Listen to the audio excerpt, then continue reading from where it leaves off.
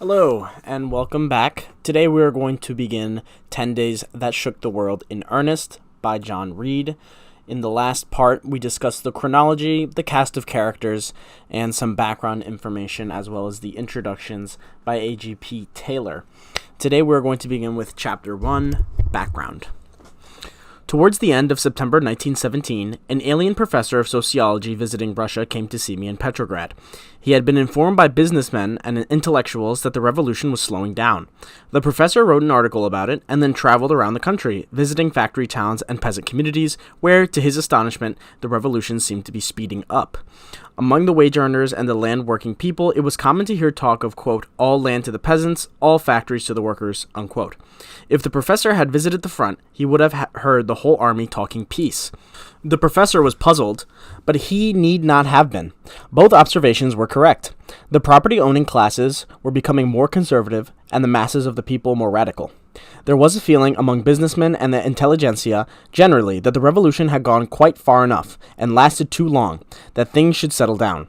This sentiment was shared by the dominant moderate socialist groups, the Oberonsti, Mensheviks, and Socialist Revolutionaries, who supported the provincial government of Kerensky. On October 14th, the official organ of the moderate socialists said, quote, the drama of the revolution has two acts, the destruction of the old regime and the creation of the new one. The first act has lasted long enough. Now it is time to go on to the second, and to play it as rapidly as possible. As a great revolution has put it, let us hasten, friends, to terminate the revolution. He who makes it last too long will not gather the fruits. Unquote. Among the worker, soldier, and peasant masses, however, there was a stubborn feeling that the first act was not yet played out. On the front, the army committees were always running foul of officers who could not get used to treating their men like humans. Number 1. References numbered in their manner refer to the appendix, page 273. That's at the bottom of this page. Human beings, continuing from the last page. In the rear, the land committees, elected by the peasants, were being jailed for trying to carry out government regulations concerning the land, and the workmen in the factories were fighting blacklists and lockouts. Nay, furthermore, returning political exiles were being excluded from the country as undesirable citizens, and in some cases, men who returned from abroad to their villages were being prosecuted and imprisoned for revolutionary acts committed in 1905. To the multiform discontent of the people, the moderate socialists had one answer: wait for the Constituent Assembly, which is to meet in December. But the masses were not satisfied with that. The Constituent Assembly was all well and good, but there were certain definite things for which the Russian Revolution had been made and for which the revolutionary martyrs rotted in their stark brotherhood grave on Mars Field that must be achieved. Constituent Assembly or no Constituent Assembly, peace, land, and workers' control of industry. The Constituent Assembly has been postponed, and postponed would probably be postponed again until the people were calm enough, perhaps to modify their demands. At any rate, here were 8 months of the revolution gone, and little enough to show for it. Meanwhile, the soldiers began to solve the peace question by simply deserting the peasants, burned manor houses, and took over the great assets. The workers sabotaged and struck. Of course, as was natural, the manufacturers, landowners, and army officers exerted all their influence against any democratic compromise. The policy of the provincial government alternated between ineffective reforms and stern repressive measures. An edict from the Socialist Minister of Labor ordered all the workers' committees henceforth to meet only after working hours. Among the troops at the front, agitators of opposition political parties were arrested, radical newspapers closed down, and capital punishment applied to revolutionary propagandists. Attempts were made to disarm the Red Guard. Cossacks were sent to keep order in the provinces. These measures were supported by the moderate socialists and their leaders in the ministry, who considered it necessary to cooperate with the propertied classes. The people rapidly deserted them and went over to the Bolsheviki, who stood for peace, land, and workers' control of industry, and a government of the working class. In September 1917, matters reached a crisis.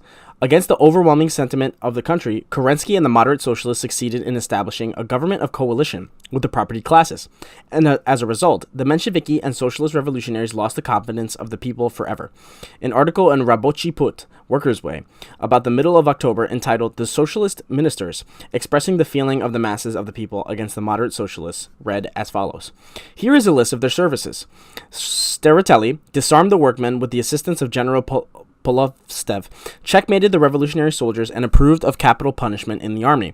Skoboliev commenced by trying to tax the capitalists 100% of their profits, and finished by an attempt to dissolve the workers' committee in the shops and factories. Aksentiev put several hundred peasants in prison, members of the land committees, and suppressed dozens of workers' and soldiers' newspapers. Chernov signed the Imperial Manifesto ordering the dissolution of the Finnish Diet. Sakharov concluded an open alliance with General Kornilov. If this savior of the country was not able to betray Petrograd, it was due to reasons of which he had no control. Zarudny, with the sanction of Alexinsky and Kerensky, put some of the best workers of the revolution, soldiers, and sailors in prison. Nikitin acted as a vulgar policeman against the railway workers. Kerensky. It is better not to say anything about him. The list of his services is too long. End of the excerpt. A Congress of Delegates of the Baltic Fleet at Helsingfors passed a resolution which began as follows. Quote, "We demand the immediate removal from the ranks of the provincial government of the Socialist, the political adventurer Kerensky, as one who is scandalizing and ruining the great revolution, and with it the revolutionary masses, by his shameless political blackmail on behalf of the bourgeoisie." Unquote. The direct result of all this was the rise of the Bolsheviki. Since March 1917, when the roaring torrents of workmen and soldiers beating upon the Tauride Palace compelled the reluctant Imperial Duma to assume the supreme power in Russia, it was the masses of the people, workers, soldiers, and peasants, which forced every change in the course of the revolution. They hurled the Milyukov ministry down. It was their Soviet which proclaimed to the world that Russian peace terms, no annexations, no indemnities, and the right of self-determinations of people. And, again, in July, it was the spontaneous rising of the unorganized proletariat which once more stormed the Tauride Palace to demand that the Soviets take over the government of Russia. The Bolsheviki, then a small political sect, put themselves at the head of the movement. As a result of the disastrous failure of their rising, public opinion turned against them, and their leaderless hordes slunk back into the Vigborg quarter, which is Petrograd's St. Antoine. Then followed savage hunt of the Bolsheviki. Hundreds were imprisoned, among them Trotsky, Madame Kolontai, and Kamenev. Lenin and Zinoviev went into hiding. Fugitives from justice, the Bolshevik papers were suppressed. Provocateurs and reactionaries raised the cry that the Bolsheviki were German agents until people all over the world believed it. But the provincial government found itself unable to substantiate its accusations. The documents proving pro-German conspiracy were discovered to be forgeries. And one by one the Bolsheviki were released from prison without trial, on nominal or no bail, until only 6 remained. The impotence and indecision of the ever-changing provincial government was an argument no one could refute. The Bolsheviki raised again the slogan, so dear to the masses, all power to the Soviets. And they were not merely self-seeking, for at that time the majority of the Soviets were moderate socialists, their bitter enemy. But, more potent still, they took the crude, simple desires of the workers, soldiers, and peasants, and from them built their immediate program. And so, while the Oboronsky, Mensheviks, and Socialist Revolutionaries involved themselves in compromise with the bourgeoisie, the Bolsheviki rapidly captured the Russian masses. In July, they were hunted and despised. By September, the metropolitan workmen, the sailors of the Baltic Fleet, and the soldiers had been won almost entirely to their cause. The September municipal elections in the largest cities were significant. Only 18% of the returns were for Menshevik and Socialist Revolutionaries, against more than 70% in June. There remains a phenomenon which puzzled foreign observers: the fact that the central executive committees of the Soviets, the Central Army, and the fleet committees, and the central committees of some of the unions, notably the post and telegraph workers and the railway workers, opposed the Bolsheviki with the utmost violence. These central committees had all been elected in the middle of the summer, or even before, when the Mensheviki and the Socialist Revolutionaries had an enormous following, and they delayed or prevented any new elections. Thus, according to the Constitution of the Soviet of Workers' and Soldiers' Deputies, the All-Russian Congress should have been called in September, but the Saikai would not call the meeting, on the ground that the Constituent Assembly was only 2 months away, and at which time they hinted the Soviets would abdicate. Meanwhile, one by one, the Bolsheviki were winning in the local Soviets all over the country, in the union branches and the ranks of all soldiers and sailors. The peasant Soviets remained still conservative, because in the sluggish rural districts political consciousness developed slowly, and the Socialist Revolutionary Party had been for a generation the party which had agitated among the peasants. But even among the peasants, a revolutionary wing was forming. It showed itself clearly in October, when the left wing of the Socialist Revolutionaries split off and formed a political faction, the Left Socialist Revolutionaries. At the same time, there were signs everywhere that the forces of reaction were gaining confidence. At the Troitsky Farce Theater in Petrograd, for example, a burlesque called Sins of the Tsar was interrupted by a group of monarchists who threatened to lynch the actors for insulting the emperor. Certain newspapers began to sigh for a Russian Napoleon. It was the usual thing among bourgeois intelligentsia to refer to the Soviet of Workers' Deputies Rabochik Deputat deputatov as Sabachich deputatov, dogs' deputies. On the 15th of October, I had a conversation with a great Russian capitalist, Stepan Georgikov Leonozov, known as the Russian Rockefeller, a cadet by political faith. Revolution, he said, is a sickness. Sooner or later, the foreign powers must intervene here, and as one would intervene to cure a sick child, teach it how to walk. Of course, it would be more or less improper, but the nations must realize the danger of Bolshevism in their own countries, such contagious ideas as proletarian dictatorship and world social revolution. Unquote. There is a chance that this intervention may not be necessary. Transportation is demoralized, the factories are closing down, and the Germans are advancing. Starvation and defeat may bring the Russian people to their senses. Mr. Leonozov was empathetic in his opinion that whatever happened, happened.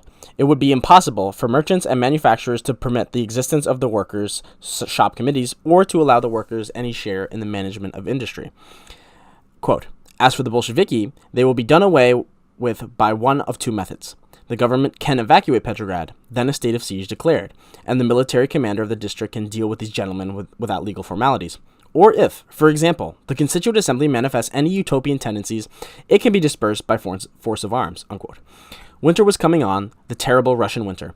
I heard businessmen speak of it so. Quote, winter was always Russia's best friend. Perhaps now it would rid us of revolution. Unquote. On the freezing front, miserable armies continued to starve and die without enthusiasm.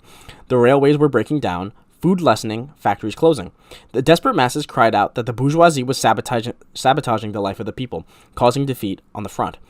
Riga had just surrendered after General Kornilov said publicly, quote, must we pay Riga with the price of bringing the country to a sense of its duty? Unquote. To Americans, it is incredible that the class war should develop to such a pitch.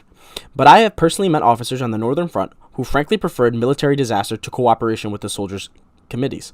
The secretary of the Petrograd branch of the Cadet Party told me that the breakdown of the country's economic life was part of a campaign to discredit the revolution. An allied diplomat, whose name I promise not to mention, confirmed this from his own knowledge. I know of a certain coal mines near Kharkov, which were fired and flooded by their owners, of textile factories at Moscow, whose engineers put the machinery out of order when they left, of railroad officials caught by the workers in the act of crippling locomotives. A large section of the propertied classes preferred the Germans to the revolution, even to the provincial government, and didn't hesitate to say so. In the Russian household where I lived, the subject of conversation at the dinner table was almost invariably the coming of the Germans bringing law and order, quote-unquote. One evening I spent at the house of a Moscow merchant. During tea, we asked the 11 people at the table whether they preferred Wilhelm or the Bolsheviki. The vote was 10-1 for Wilhelm. The speculators took advantage of the universal disorganization to pile up fortunes and to spend them in fantastic revelry or the corruption of government officials. Foodstuffs and fuel were hoarded or secretly sent out of the country to Sweden. In the first 4 months of the revolution, for example, the reserve food supplies were almost openly looted from the great municipal warehouses of Petrograd until the 2 years' provision of grain had fallen to less than enough to feed the city for 1 month. According to the official report of the last Minister of Supplies in the provincial government, coffee was bought wholesale in Vladivostok for 2 rubles a pound, and the consumer in Petrograd paid 13. In all the stores of the large cities were tons of food and clothing, but only the rich could buy them. In a provincial town, I knew a merchant family turned speculator, maraditor, which translates to bandit or ghoul, the Russians call it. The 3 sons had bribed their way out of military service. One gambled in foodstuffs. Another sold illegal gold from the Lena mines to mysterious parties in Finland. The third owned a controlling interest in a chocolate factory, which supplied the local cooperative societies on condition that the cooperatives furnished him everything he needed. And so, while the masses of the people got a quarter pound of black bread on their bread cards, he had an abundance of white bread, sugar, tea, candy, and butter. Yet, when the soldiers at the front could no longer fight from cold, hunger, and exhaustion, how indignantly did this family scream, "Cowards!" How ashamed they were to be Russians. When finally, the Bolsheviki found and requisitioned vast stores of provisions, what robbers they were. quote-unquote. Beneath all this external rottenness moved the old-time dark forces, unchanged since the fall of Nicholas II, secret, still, and very active. The agents of the notorious Okhrana still functioned, for and against the Tsar, for and against Kerensky, whoever would pay. In the darkness, underground organizations of all sorts, such as the Black Hundreds, were busy attempting to restore reaction in some form or another. In this atmosphere of corruption, of monstrous half-truths, one clear note sounded day after day. The deepening chorus of the Bolsheviki, all power to the Soviets. All power to the direct representatives of millions on millions of common workers, soldiers, peasants. Land bread, an end to the senseless war, an end to secret diplomacy, speculation, and treachery. The revolution is in danger, and with it the cause of the people all over the world. Unquote. The struggle between the proletariat and the middle class, between the Soviets and the government, which had begun in the first March days, was about to culminate. Having at one bound leaped from the Middle Ages into the 20th century, Russia showed the startled world two systems of revolution, the political and the social, in mortal combat. What a revelation of the vitality of the Russian Revolution after all these months of starvation and disillusionment. The bourgeoisie should have known better. It's Russia. Not for a long time in Russia will the sickness of revolution have run its course. Looking back, Russia before the November insurrection seems of another age, almost incredibly conservative. So quickly did we adapt ourselves to the newer, swifter life, such as Russian politics swung bodily to the left, until the cadets were outlawed as enemies of the people, quote-unquote. Kerensky became a counter-revolutionist. The middle socialist leaders, Tseretelli, Dan, Lieber, Gotz, Aksentiev, were too reactionary for their following, and men like Viktor Chernov and even Maxim Gorky belonged to the right wing. About the middle of December 1917, a group of socialist revolutionary leaders paid a private visit to Sir George Buchanan, the British ambassador, and implored him not to mention the fact that they had been there because they were, quote, considered too far right, unquote. And to think, said Sir George, 1 year ago my government instructed me not to receive Milyukov because he was dangerously left. September and October are the worst months of the Russian year, especially the Petrograd year. Under dull gray skies in the shortening days, the rain fell drenching, incessant. The mud underfoot was deep, slippery, and clinging, tracked everywhere by heavy boots, and worse than usual because of the complete breakdown of the municipal administration. Bitter, damp winds rushed in from the Gulf of Finland, and the chill fog rolled through the streets. At night, for motives of economy as well as fear of the Zeppelins, the street lights were few and far between. In private dwellings and apartment houses, the electricity was turned on from 6 o'clock until midnight with candles, 40 cents apiece, and little kerosene to be had. It was dark from 3 in the afternoon to 10 in the morning. Robberies and housebreakings increased. In apartment houses, the men took turns all night guard duty, armed with loaded rifles. This was under the provincial government. Week by week, food became scarcer. The daily allowance of bread fell from a pound and a half, then 3/4, half, and a quarter pound. Towards the end, there was a week without any bread at all. Sugar, one was entitled to at the rate of 2 pounds a month, if one could get it at all, which was seldom. A bar of chocolate or a bar of tasteless candy cost anywhere from 7 to 10 rubles, at least $1. There was milk for about half the babies in the city. Most hotels and private houses never saw it for months. In the fruit season, apples and pears sold for a little less than a ruble apiece on the street corner. For milk and bread and sugar and tobacco, one had to stand in queue long hours in the chill rain. Coming home from an all-night meeting, I had seen the Kvofst tail beginning to form before dawn, mostly women, some with babies in their arms. Carlyle, in his French Revolution, has described the French people as distinguished above all others by their faculty of standing in queue. Russia had accustomed herself to the practice, begun in the reign of Nicholas the Blessed so as long ago as 1915, and from then continued intermittently until the summer of 1917, when it settled down as the regular order of things. Think of the poorly clad people standing on the iron-white streets of Petrograd whole days in the Russian winter. I have listened in the breadlines, hearing the bitter, acrid note of discontent which from time to time burst up through the miraculous good nature of the Russian crowd.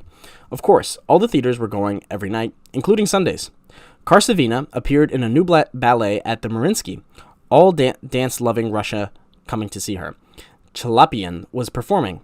At the Alexandrinsky, they were reviving Meyerhold's production of Tolstoy's Death of Ivan the Terrible, and at that performance I remember noticing a student of the Imperial School of Pages, in his dress uniform, who stood up correctly between the acts and faced the empty imperial box, with all eagles erased.